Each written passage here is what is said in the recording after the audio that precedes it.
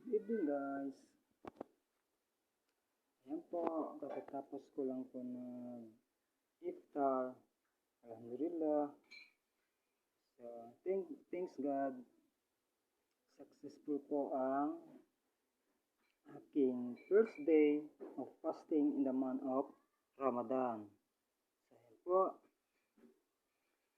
Simple lang po ang aking iftar. Hindi po ako kumain. Uminom lang po ako ng 3-in-1 coffee with some, tawagin sa Tagalog ay kakanin. Yan lang po guys. Simple lang. Po, dapat wag po tayo magpakabusog kapag mag-iftar tayo para po hindi mabibigla yung sa loob ng ating tiyan, para hindi sasama yung pakiramdam natin. So, ayan po. Shoutout po sa lahat ng tao sa abroad, kahit sa mang sulok ng mundo. So, I would like to greet them Ramadan Mubarak to all my brothers and sisters in Islam, and to all people in other countries around the world. Sa mga tao na nasa abroad, so shoutout po sa inyong lahat. Sana ay masaya po kayo. So enjoy life, enjoy Ramadan. So ayan po. Kailangan maging masaya po tayo. Kailangan good vibes lang po tayo guys. Kasi buwan ng Ramadan, kailangan huwag tayong dapat think positive lang po tayo. Huwag tayong magpa-stress kahit ano pong problema na darating sa ating buhay. So, just keep the faith. Just keep the faith to God, to the Almighty God. Yan po guys. So, pray lang po tayo.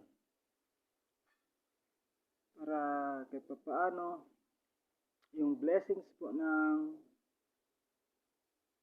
bibigyan po tayo ng God ng blessings. Dapat ganun po tayo. Dapat keep the faith, keep patient, kahit anong trials,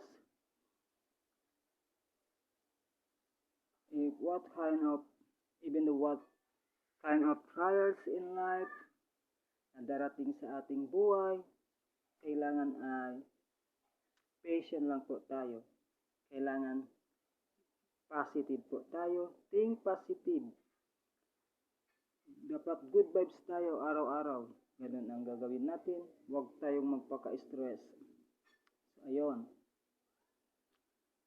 Dapat maging masaya lang tayo. Kahit may dinaramdam tayo ng sakit, kagaya ko.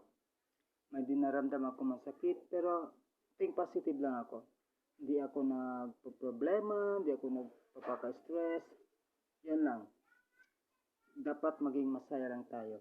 Ika nga nila, sabi nila, laughter is the best medicine. Ayun guys. So, dapat ganun po yung gagawin natin. Dapat maging masaya po tayo, lalong-lalo na ngayon buwan ng Ramadan. Kailangan po ay yung katawan natin ay purity. So, it should be our body and soul is purity. Yon. Dapat ganon. Dapat masaya po tayo. Good vibes lang. Chill lang tayo guys. Kaya natin yan. Laban lang. Yon.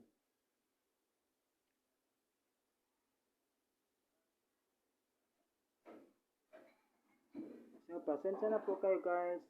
Kasi gabi po, hindi po masyado clear ang camera. Masyado po madilim. So, pagpasensyahan nyo na po. Lalo na po yung ginagamit ko pong mobile phone ay hindi po iPhone o di kaya hindi Samsung J Pro 13 or J Pro 15.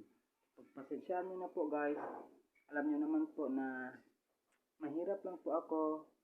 Mahirap lang po itong kaibigan nyo o di kaya kapatid nyo. So, ayun. Pasasan ba kahit pa paano, maybe in the nearest future na kapag may blessings from God above na makakabili din tayo ng cellphone na mamahalin na cellphone na binanggit ko kanina. Katulad ng iPhone o di kaya Samsung J Pro 13 or Samsung J3 ano yan? Samsung J Pro 15. Yun, rather. So, inshallah. Yan po. So, as you can see, as you notice, dito po ako sa loob ng kwarto. Bale, ito po yung ginagawa kong opisina. Ordinary lang po guys. Pansamantala lamang po. Dito po ako gumagawa ng vlog na kung saan pinapakita ko ang itsura ko. Pero kapag gumagawa po ako ng video ng vlog na walking tour, ay hindi ko po pinapakita ang itsura ko. So, bale, binibideo ko lang po yung mga magagandang tanawin. Yun. Ganun po guys. So, once again, gusto kong iparating ang aking taus-puso na pasasalamat sa inyo sa aking mga subscribers. So, naway pagpalain tayo ng Panginoon Allah. So, once again, thank you very much. God bless us all. Ramadan Kareem. And hanggang doon na lamang po guys. So muli, kayo po ay aking inahanyayahan na mag-subscribe sa aking YouTube channel, Emil Ibnu. Mag-likes na rin kayo ng aking videos, comment down below, and share. So, thank you guys. God bless. Mama chup chup. Bye.